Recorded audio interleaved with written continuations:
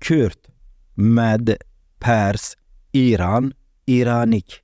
İnsanların çoğu bu tarihi isimleri yanlış anladığı için, yanlış bildiği için, aradaki benzerlikler, farklar ve aynılıkları bilmedikleri için insanlık tarihinin çok önemli bir kısmını yanlış yorumluyorlar, yanlış anlıyorlar ve yanlış biliyorlar.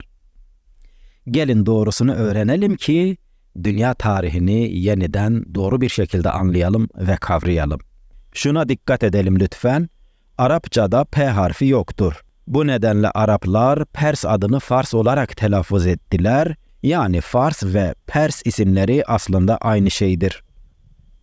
Kürt tarihini araştırırken şöyle bir şeyle karşılaşabiliyoruz. Örneğin Kürdistan'da Kürtlerin tarihi süreç içerisinde yaptıkları bir yapı veyahut da gerçekleştirdiği tarihi bir olay anlatılırken Persler yaptı diyor bazı kaynaklar. Özellikle eski Avrupalı kaynaklar, hatta 1850'li yıllarda bile Bitlis, Bingöl, Şırnak, Diyarbakır yani Ahmet, Van, Hakkari'deki Kürtler için bile Pers denilmiş. Başka kaynaklarda da bir bakıyoruz ki Persler için Med yani Kürt deniyor. Biliyorsunuz Medler Kürtlerin atalarıdır. Örneğin Yunanlılar ile Persler arasında gerçekleşen savaşı Yunan tarihçileri bir dönem ne olarak yazmışlar biliyor musunuz? Med savaşları. Evet, aynen böyle yazmışlar. Halbuki Perslerle savaşıyorlar. Peki bunların sebebi ne olabilir? Başka çarpıcı bir örnek vereyim. Örneğin Bizans İmparatoru Generali Teofobus var. Asıl adı Kürtçe olan Narseh'tir. Bunu anlatan bazı Bizans tarihçileri şöyle diyorlar. Pers Kürdü.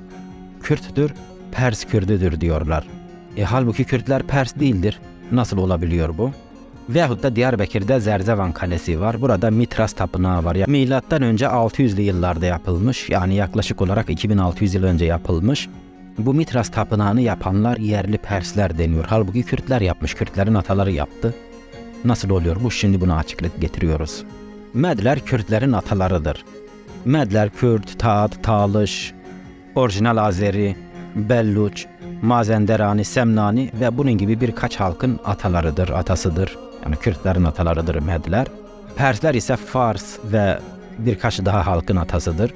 Ve bu Medler ile Persler sürekli iç içe yaşadılar. Bunların ülkesine İran denir. İran'dan kastımız ta Anadolu'da dahil, Pakistan sınırına, Orta Asya'ya kadar uzanan coğrafyaya ne denir? İran denir. İran Aryan ülkesi anlamındadır. Bugünkü İran devletiyle karıştırmayalım. Şimdi bu coğrafya üzerinde ilk Aryan devletinin imparatorluğunu kuranlar Kürtlerin ataları Medlerdir.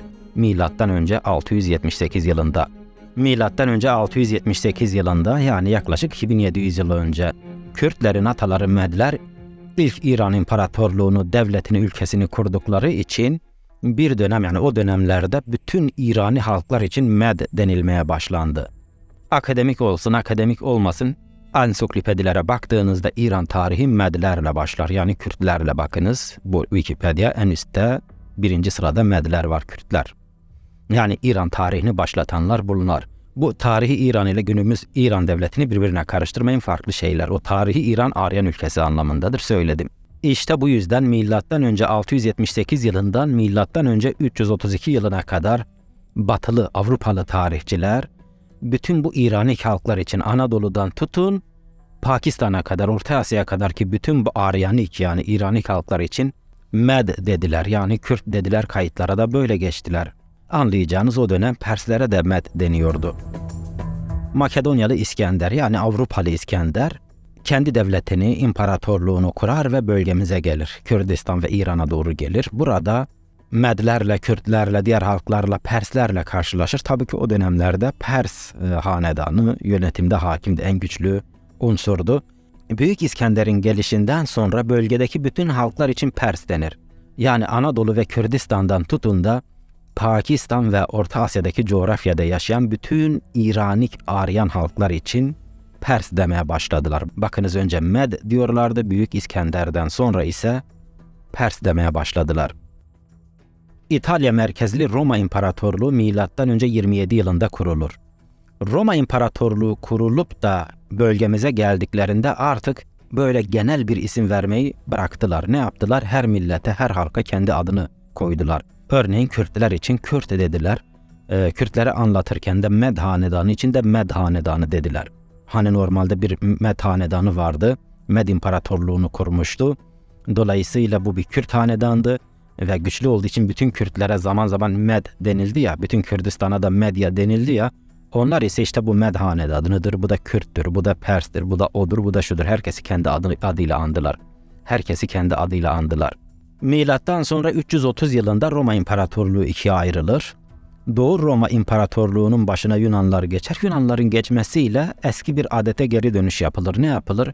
Bütün bu İranik Aryan halklara da Pers demeye başlarlar tekrar. Yani toptancı bir isim koyma girişiminde bulunurlar. Dolayısıyla Kürtlere de Pers demeye başlarlar. Yani bu Kürtlerin Fars veya Pers olduğu anlamına gelmiyor. O genel bir kategori, yani o kategoriye koyuyorlar. İşte mesela diyorlar ki Teofobus bir Pers Kürdüydü. Hatta 1800'lü yıllarda bile Avrupalı tarihçiler veyahut da seyyahlar ne diyorlar? Şırnak, Van, Diyarbakır yani Ahmet, Bitlis, Muş, Hakkari buradaki Kürtlere Pers diyorlar.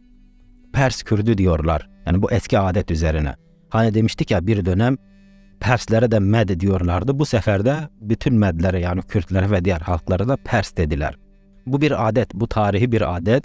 Böyle bir yanlış var ama her Pers denildiğinde aklınıza Persler gelmesin diyerek. Yani bu Kürtler de olabilir, Tatlar, Talışlar da olabilir, Peştun olabilir. Yani gerçekten Pers olmayabilir. Eski kadim bir gelenek üzerine Pers diyorlar. Veyahut da her Med yani Kürt dediklerine de Kürt sanmayın. Bunun ayrımında olduğunuz zaman, bunun bilincinde olduğunuz zaman tarihi belgeleri incelerken Med derken gerçekten Kürtleri mi kastediyor onu anlarsınız. Mesela ne diyor? 1. Erdeşir'in Karname Erdeşir-i Babekan adlı eserinin 6. bölümünün 1. cümlesinde aktardım az önce. Diyor ki Karezari Kurdan Şahi Mahik yani Mahik Med demek. Kürt Med kralına karşı savaştım. Buradan anlıyoruz ki bu Kürtlerden bahsediyor Med derken. Ama Yunanlılar bir dönem Medik var yani Med savaşları dediklerinde bir bakıyoruz ki bunların kastı Medler yani Kürtler değil aslında Perslerdir. Sadece genel bir isimlendirme koymuşlar öyle. İran ile İranik kavramları arasındaki farklar. İran bir ülke adıdır. Bölgemizdeki Aryanlar yani Anadolu ve Kürdistan'dan tutun ta Pakistan sınırı ve oradan Orta Asya'ya kadar gidelim. İşte bu coğrafyada yaşayan Aryanlar kendi ülkesine Aryan ülkesi anlamında tarihi olarak İran dediler. Bu İran ülkesi. İranik ise tarihi İran. Anadolu'dan Pakistan'a kadarki tarihi İran ile kategorize olmuş diller grubu var. Yani bu diller birbiriyle akrabadır ve aynı kökten çıkmıştır. Tabii ki bu diller sadece buralarda konuşulmuyor. Kafkasya ve yukarılarında Rusya, Ukrayna'da da konuşuluyor bu İranik diller. Bakınız İranik dedik bu sefer. İşte İranik dil dediğimiz ise bu sınırlara sığmıyor. Ukrayna'daki, Rusya'daki, Kafkasya'daki halklar var. Mesela Osetler, Osetlerin dili İraniktir. İskitlerin dili bunlar Ukrayna, Rusya o bölgelerden gelmedir. Onların dili de İraniktir. Yani İranik ile İran arasında fark vardır. Örneğin Kürtçe İran dilleri grubundandır dediğimizde aslında eksik bir kavram kullanıyoruz akademik olarak. İranik bir dildir dememiz lazım. İranik yani Aryanik bir dildir. Günümüz İran devletiyle de karıştırmayın, farklı olgular, farklı kapsamlar.